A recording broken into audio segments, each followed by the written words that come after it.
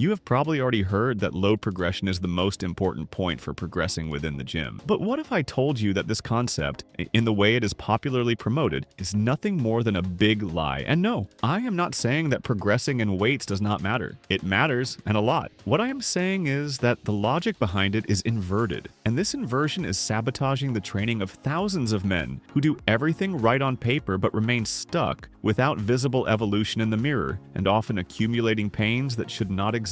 That is why today you will see why traditional load progression is a big lie of the fitness industry, and how to really work with this concept in the correct way. The popular belief can be summarized in one sentence: increase the load or the number of repetitions and your muscle will be forced to grow. It seems logical. It even seems scientific. The problem is that this logic puts cause and effect in inverse orders. Think about this analogy. When you put a thermometer under your tongue and it reads 102 degrees, did the thermometer cause the fever? Obviously not. It is measuring something that already exists in the organism. The same applies to load progression. When you manage to lift more weight or perform more repetitions with the same quality of movement, this is not what generated the muscular adaptation. It is proof that it already happened. Load progression is a thermometer, not a medicine. It measures adaptation. It does not provoke it. Understanding this difference completely changes the way you train. Instead of chasing numbers at any cost, you start creating the conditions for real muscular adaptation to happen. And when these conditions are present consistently, the numbers go up as a natural consequence, not as an objective in itself. But then, why has the fitness industry repeated this inverted logic for decades? Why do personal trainers, coaches, and popular publications continue saying that you should always try to do more than last week? Why does this misconception persist with so much strength? The answer usually lies in what happens in the first months of serious training, and that is where the lie gains enough strength to perpetuate itself for years. When you start training seriously, something impressive happens. Your strength increases rapidly. Within weeks, the weight that seemed impossible starts to feel comfortable. The numbers go up fast, and in the mirror you start to see real changes. This initial period is powerful and deeply deceptive. What most people do not know is that a huge part of this initial progress does not come from new muscle. It comes from the nervous system. In a classic study by researcher Digby Sale, published in 1988 and still a reference today in the literature on strength training, it was demonstrated that the first weeks of training are dominated by neural adaptations. The nervous system learns to recruit more muscle fibers simultaneously to better coordinate the muscle groups involved in the movement, and to reduce the natural protective inhibition that limits the expression of maximum strength. In practice, what this means is simple. You get stronger before you get bigger. The muscle you already have starts to be used with much more efficiency. Research subsequent to Sale's work reinforced this picture consistently. Studies by Moritani and DeVries, conducted in the same period and replicated several times since then, estimated that in the first 3 to 4 months of training, most of the strength gains measured can be attributed to these neural adaptations, and not to the growth of muscle tissue itself. The muscle does grow during this period, yes, but strength grows at a much more accelerated pace than muscle growth can justify in isolation. And here is exactly where the lie is born. During this initial period, strength increase and muscle growth happen together, and at an accelerated pace. You lift more weight, see real changes in the mirror, and your brain creates a direct association between the two things. I increased the load and grew. The logic seems infallible. The problem is that this association is a statistical illusion. The two phenomena were happening simultaneously, but for different reasons. Strength was going up because the nervous system was reorganizing. The muscle was growing because the training stimulus was sufficiently new to generate hypertrophic response. The correlation between them in this period does not establish a cause and effect relationship that maintains itself beyond it. After a few months, the cycle changes structurally. Neural adaptations reach a functional ceiling. The nervous system already learned what it could learn with that movement pattern. From then on, to continue gaining strength, you need more real muscle. And building real muscle is a slow, methodical process that does not respond to haste. The central problem is that most men do not notice this transition. They continue expecting the numbers to go up at the same pace as in the first months. When progress slows down, the instinctive conclusion is that they are doing something wrong, that they need to train heavier, with more intensity, force more. And it is exactly at this moment that the lie stops being just a conceptual error and transforms into a real and costly problem. Forcing load progression without the real adaptation having occurred has a high price for anyone, and an even higher price for those who have already passed 40 years. To understand the mechanism of the problem, let us analyze what happens physiologically when you try to push numbers above the current adaptation capacity of your muscular system. The first effect is almost universal. Execution deteriorates, and most of the time this happens subtly enough to be ignored. You slightly shorten the range of motion, you slightly accelerate the descent of the weight, which is exactly the phase where the muscle should be under more mechanical tension. You add a slight momentum at the beginning of the repetition. You minimally change the angle of the trunk. Each of these adjustments isolated seems trivial. Combined, they completely change the force distribution profile in the exercise. And here is the critical point. Muscle hypertrophy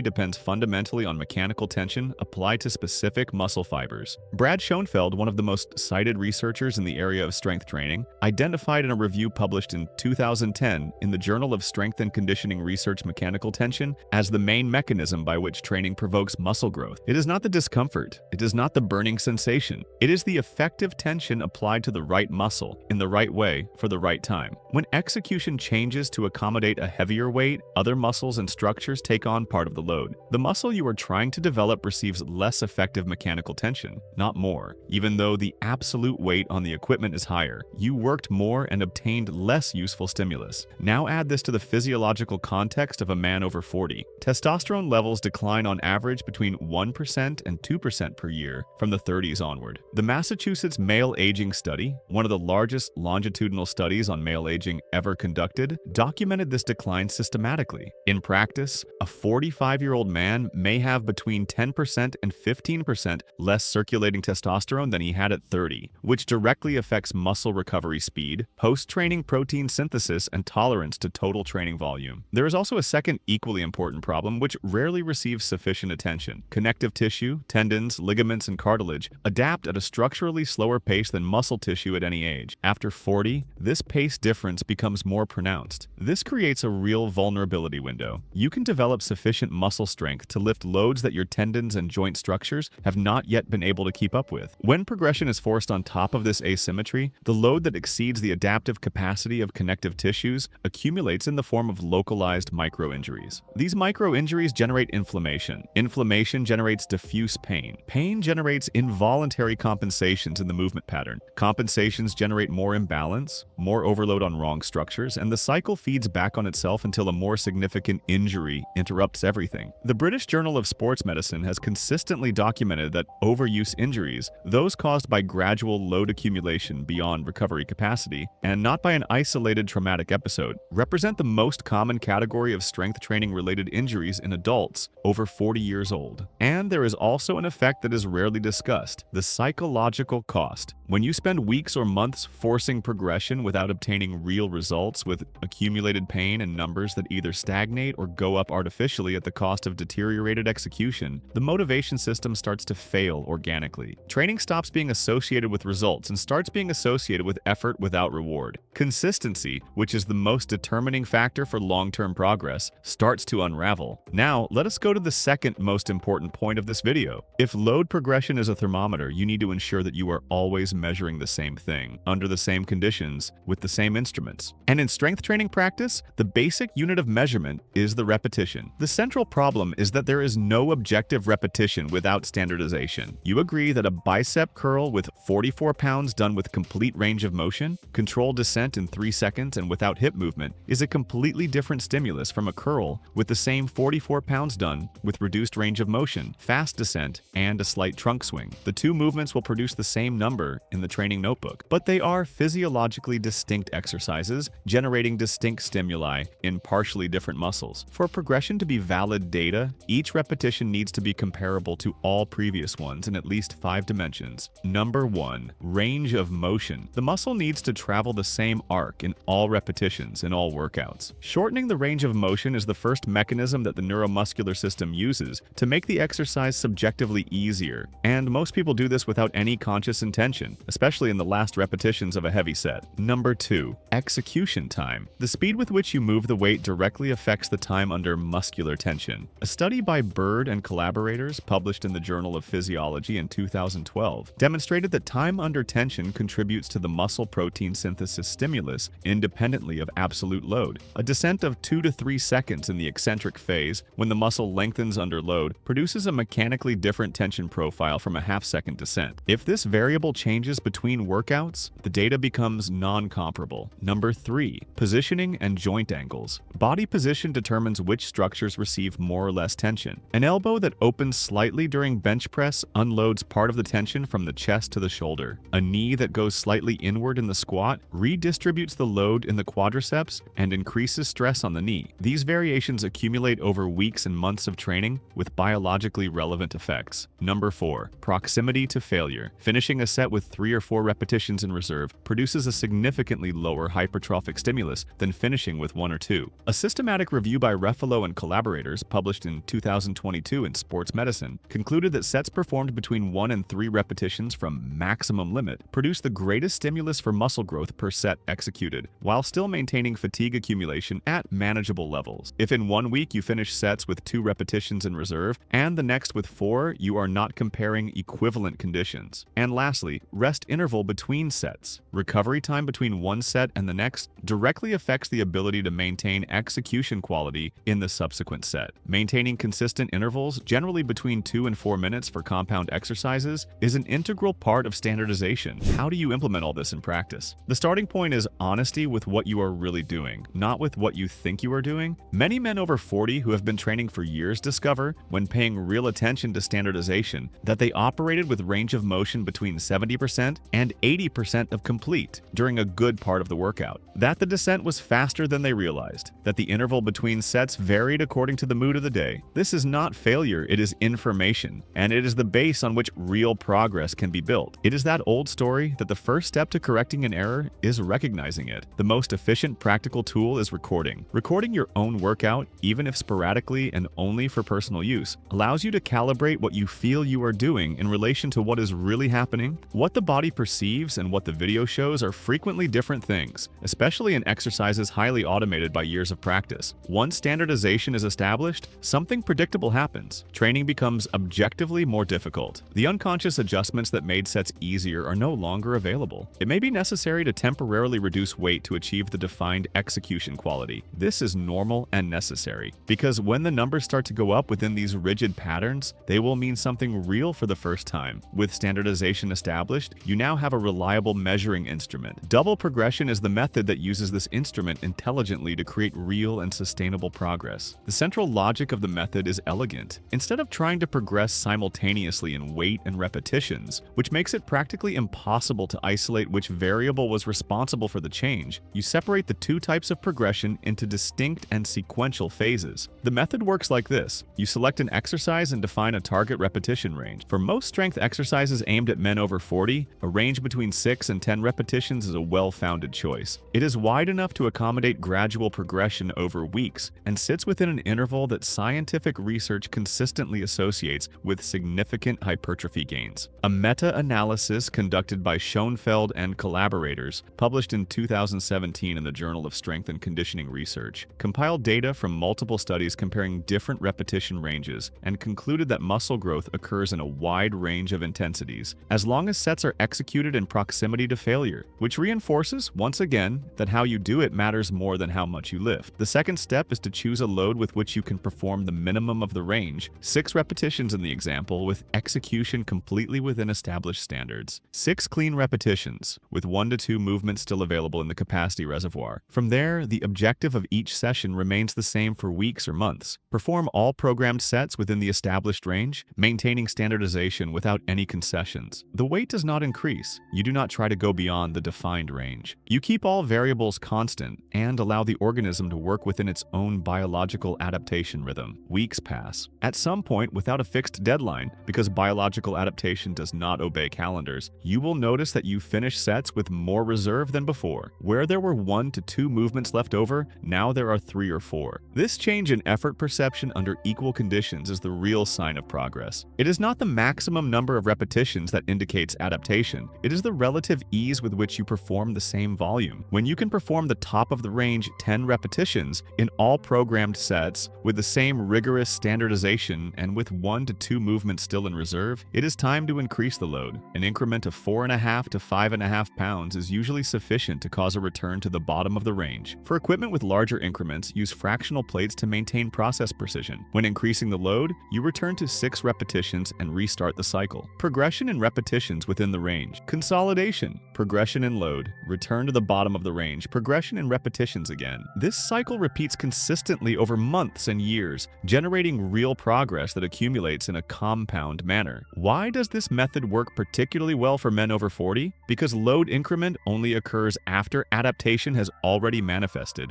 never before. You are never adding weight to a system that has not yet demonstrated capacity to sustain that load with quality. Joints, tendons, and ligaments advance together with muscle, never chasing a load imposed before time. The risk of accumulated overload injuries drops structurally. Additionally, the method creates a psychologically sustainable cycle. You are no longer expecting weight to increase every week, which is biologically unrealistic for anyone with more than 1 year of consistent training. You are following a more granular trajectory, where each extra repetition within the range, executed within standards, is concrete data of real progress. An important practical detail: the speed with which you advance within the repetition range is not linear. The first extra repetitions appear with relative speed. The nervous system still has adaptation margin to contribute. The last repetitions that complete the range usually take considerably more time. This is normal, expected, and is the sign that now you are building real muscle, not just learning to use more efficiently what already existed. For men over 40 who train between 3 and 4 days per week, a balanced structure includes 2 to 4 exercises per muscle group per session, with 3 to 4 sets per exercise, all within the double progression protocol. This volume is compatible with a mature organism's recovery capacity, without the risk of fatigue accumulation that compromises both performance and joint health in the long term. Now, yes, you understood how to apply progressive overload the correct way. If you liked it, do not forget to subscribe to the channel. Thank you for watching until here, and may God bless you, my friend.